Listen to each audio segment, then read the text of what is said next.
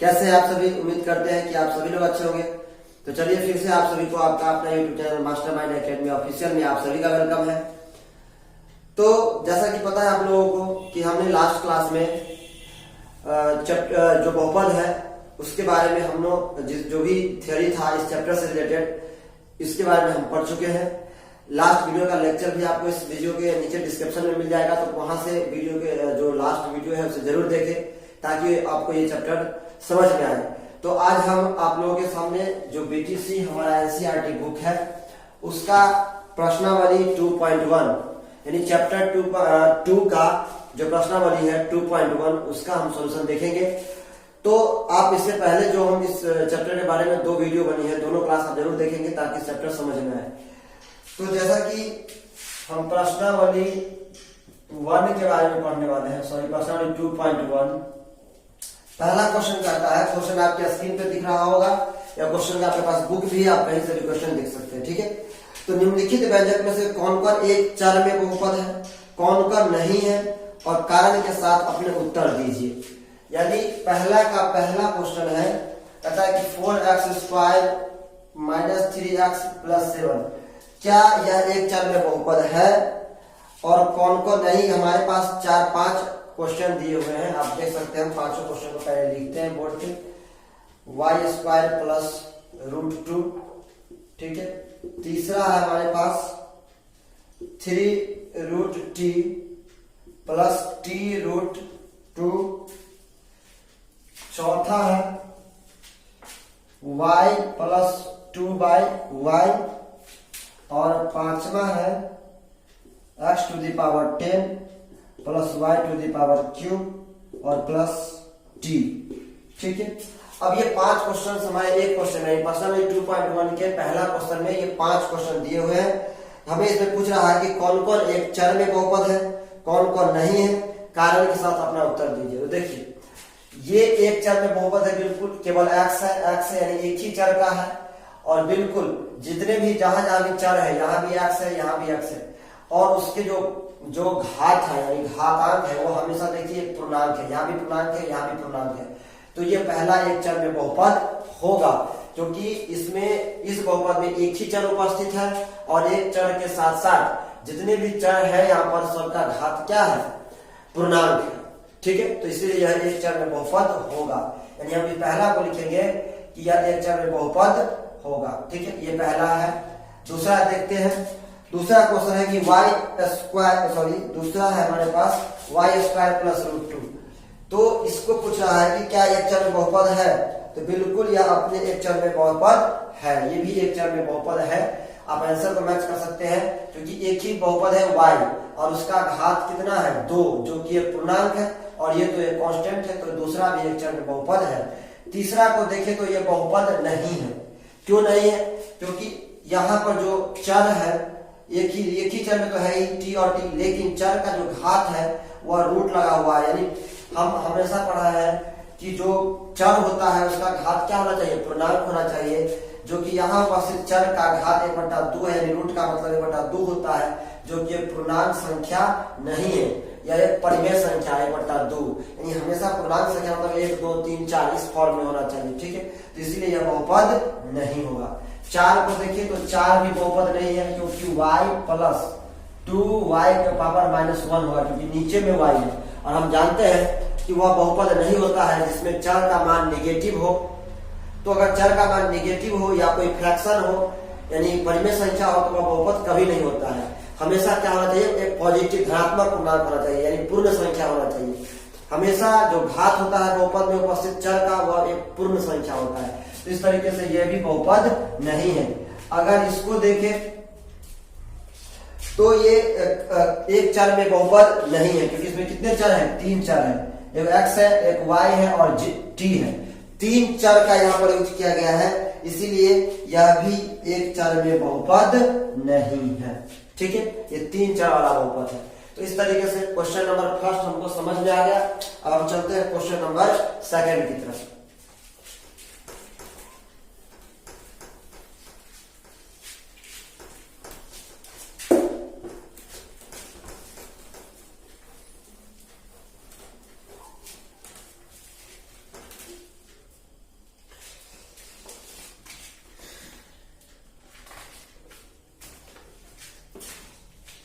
अगर question number मैं second की बात करूं तो ये कहता है कि निम्नलिखित में प्रत्येक में एक्स स्क्वायर का गुणांक कीजिए। यहाँ पर हमें 4 क्वेश्चन दिए हुए हैं, यानी 2 है plus x square plus x है।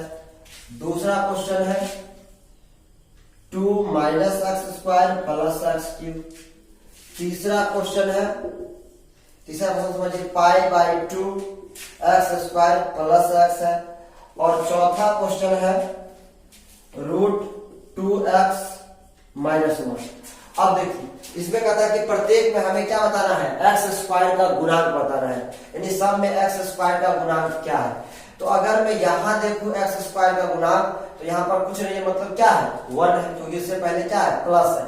तो यहाँ पर एक्स स्क्वायर का गुणांक क्या होगा 1 होगा। यहाँ पर अगर देखा जाए एक्स स्क्वायर का गुणांक तो यहाँ पर एक्स स्क्वायर से पहले क्या लगा हुआ है माइनस, इसलिए यहाँ पर एक्स स्क्वायर का गुणांक क्या होगा -1। ठीक है, यहाँ पर कोई अगर हमसे पूछेगा एक्स स्क्वायर का गुणांक क्या है तो एक्स स्क्वायर का गुणांक यहाँ पर क्या है पाई बाई 2। तो इस क्वेश्चन का आंसर क्या होगा पाई बाई 2। यहाँ पर आपसे कोई पूछे, यहाँ पर तो एक्स स्क्वायर है ही नहीं, इसका मतलब एक्स स्क्वायर वाला टर्म ही नहीं है, इसका मतलब एक्स स्क्वायर का गुणांक क्या था 0 था, जो एक्स स्क्वायर को क्या बना दिया है 0 बना दिया है। तो इस बहुपद में एक्स स्क्वायर का गुणांक क्या होगा 0 होगा। तो इस तरीके से 2 नंबर क्वेश्चन भी आपको समझ में आया होगा। अब हम चलते हैं क्वेश्चन नंबर 3 की तरफ।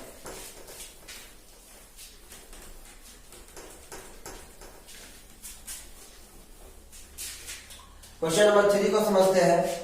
क्वेश्चन नंबर 3 में कहता है कि 35 घात के द्विपद का और 100 घात के एकपदी का एक उदाहरण दीजिए। तो 35 के घात का द्विपद है, कुछ भी लिख दीजिए आप, x के पावर 35 प्लस 5 हो गया।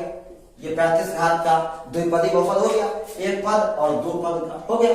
दो पद होना चाहिए, यानी एक पद और दो पद है, और घात कितना है 35, तो 35 घात का बहुपद हो गया। हम अपने मन से कुछ भी इसका एग्जाम्पल लिख सकते हैं। और एक है 100 घात का, तो 100 घात का एक पद ही बहुपद लिखना है, तो आपको कुछ नहीं करना है, y का पावर 100 लिख दीजिए, हो गया कहानी खत्म। ये 100 घात का एक पद ही बहुपद हो गया। ढेर सारा एग्जाम्पल आप लिख सकते हैं, x का पावर 100, t का पावर 100, किसी का भी पावर 100 लीजिए, वो 100 घात का एक पदी बहुपद हो गया। कुछ भी आप लिख सकते हैं, ठीक है, इसमें भी कुछ भी लिखा जा सकता है, y का पावर 35 प्लस 7, कुछ भी आप लिख सकते हैं, जो मन करे वो लिख सकते हैं, सारा क्वेश्चन का आंसर होगा। ठीक है, अब हम चलते हैं क्वेश्चन नंबर 4 की तरफ। क्वेश्चन नंबर 4 को समझते हैं।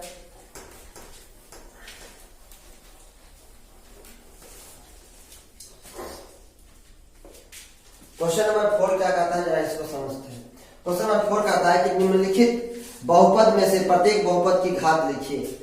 प्रत्येक बहुपद की घात लिखा, यानी घात कैसे निकालते हैं हमने वीडियो में बता चुके हैं, इसलिए लास्ट क्लास जो लेक्चर है 2 उसको आप देखेंगे तो बिल्कुल समझ जाएंगे कि घात कैसे निकालते हैं। वैसे यहाँ भी समझ सकते हैं 5x³ plus 4x² plus 7x। ठीक है, अब इसका घात हमसे कोई पूछे, यह एक बहुपद है, इसका कोई घात, हम पहले सारा क्वेश्चन लिख लेते हैं, उसके बाद हम डिस्कस करेंगे। ये 4 - y² हो गया। ठीक है, ये तीसरा क्वेश्चन हम लिखते हैं। तीसरा क्वेश्चन हमारा है 5t - √7, और चौथा क्वेश्चन हम लिखते हैं, चौथा क्वेश्चन हमारा है 3।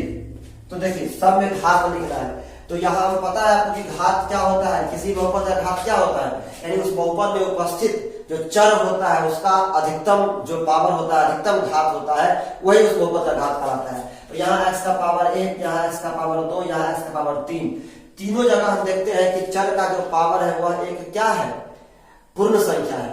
तो अगर पूर्ण संख्या होगा तो इसका मतलब है कि यह बहुपद तो बिल्कुल है, और अगर बहुपद है तो इसका सबसे ज्यादा घात कहाँ है 3, और सबसे ज्यादा घात 3 है, तो यही इस बहुपद का घात क्या होगा 3 होगा, यानी पहला क्वेश्चन का आंसर हो गया आपको 3, यह 3 घात वाला बहुपद है। ठीक है, अगर कोई दूसरा में पूछे तो दूसरा में देखिए एक ही चर है, वो है y, और उसका पावर क्या है 2, दूसरा तो है ही नहीं, तो इस बहुपद का घात कितना होगा 2। ठीक है, इसका अगर कोई पूछे तो ये भी एक चर वाला बहुपद है, t है, बस एक ही चर है t, और इसका पावर कितना है 1, इसलिए इसका घात कितना होगा 1। तो तीसरा नंबर क्वेश्चन का आंसर हो गया 1 है, एक घात वाला बहुपद है। इसको अगर देखिए 3 के साथ कुछ भी नहीं लिखा हुआ है, इसका मतलब 3 का power x to the power 0 लिख सकते हैं, 3 × x टू द पावर 0 इसको हम लिख सकते हैं, क्योंकि x, यानी अगर ऐसे समझे 3 को हम 3 × 1 लिख सकते हैं, और 1 को हम x की पावर 0 लिख सकते हैं, क्योंकि किसी भी चीज का पावर 0 1 होता है। तो यानी अगर आपसे कोई इसका घात पूछे तो क्या होगा, 0 घात का बहुपद है। यानी दुनिया का कोई भी जो कांस्टेंट बहुपद होता है, जैसे 3, 4, 5, 6, दुनिया का सारा नंबर जो है, ये सारे नंबर पूर्णांक, जितने सारे पूर्णांक के इंटीजर्स है, सब एक बहुपद है। कितने घात का, 0 घात। क्लियर है। कोई आपसे पूछे कि मुझे -7 का घात बताओ, सीधा कहना भाई 0, यह एक बहुपद है। कितने घात का, 0 घात का। कोई आपसे पूछे 5 का क्या डिग्री है, क्या घात है, तो हम कहेंगे 0 घात का बहुपद है। क्लियर। अब हम चलते हैं क्वेश्चन नंबर 5 की तरफ, जो हमारा इस चैप्टर का लास्ट क्वेश्चन होगा। इसको जरा सा समझते हैं।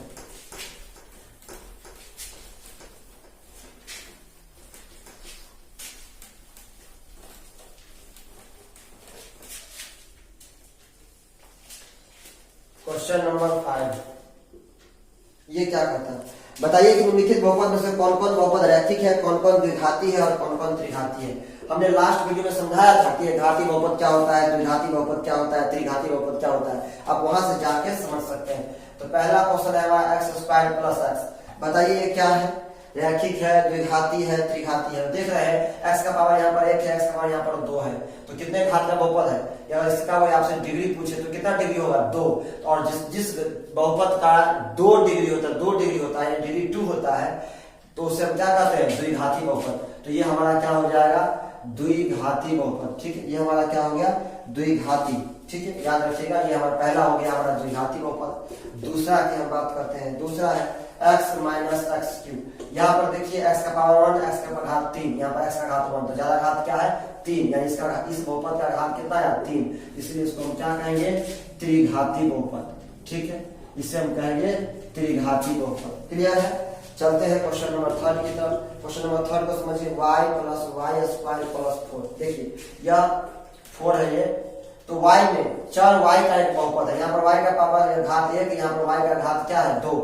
तो जितना घात होता है वही उसका क्या होता है, तो घात होता है। यानी y का पावर यहाँ पर 1 है, y का पावर यहाँ पर 2 है, तो जो ज्यादा पावर होता है वही घात बनता है। तो इसे भी हम क्या कहेंगे, द्विघाती कहेंगे, क्योंकि यह एक द्विघात वाला बहुपद है। ठीक है। चौथा क्वेश्चन को समझते हैं। चौथा क्वेश्चन है 1 + x।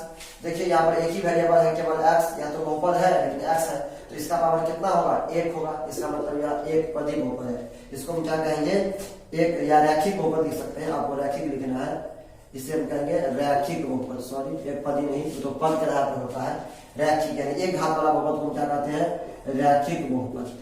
ठीक है। अब देखिए क्वेश्चन नंबर 4 हो गया। क्वेश्चन नंबर 5 देखिए क्या है। क्वेश्चन नंबर 5 है 3t। तो यहाँ भी एक ही वेरिएबल है, उसका भी पावर कितना है, 1। तो ये भी क्या हो गया, रैखिक हो गया। ये भी हमारा रैखिक हो गया। 6 नंबर की बात करते हैं, r, बस कुछ नहीं है, r² है, एक ही बहुपद है और एक ही चर है, और उसका पावर कितना है, 2। यानी एक सबसे पहले तो ये एक पदी बहुपद है और उसमें एक ही चर है r, उसका पावर कितना है, 2। यानी ये द्विघाती बहुपद है। कितना घाती बहुपद है, द्विघाती बहुपद। ठीक है। उसके बाद है 7x³। अगर मैं 7x³ की बात करूं तो यह भी एक ही पद का बहुपद है, लेकिन यहाँ पर जो वेरिएबल, जो चर है, जो वेरिएबल है, उसका पावर कितना है, 3। यानी इसका घात कितना है, 3। तो इसीलिए कौन सा बहुपद हुआ, त्रिघाती बहुपद। ठीक है। तो इस तरीके से ये हो गया त्रिघाती बहुपद, क्यूबिक पॉलिनोमियल, द्विघाती बहुपद, बाय क्वाड्रेटिक पॉलिनोमियल। ठीक है, सॉरी, क्वाड्रेटिक पॉलिनोमियल, और रैखिक बहुपद को हम कहते हैं लीनियर पॉलिनोमियल। ठीक है। तो लीनियर, क्वाड्रेटिक और क्यूबिक तीनों समझ में आ गया होगा। तो उम्मीद करते हैं कि ये चैप्टर आपको समझ में आया होगा। अब हम चलेंगे नेक्स्ट वीडियो में अपने अगले चैप्टर की तरफ। तब तक इस क्वेश्चन का नोट्स बनाइए, समझिए अच्छे से, अपने घर पे रहिए, बिल्कुल पढ़ते रहिए। Bye, take care.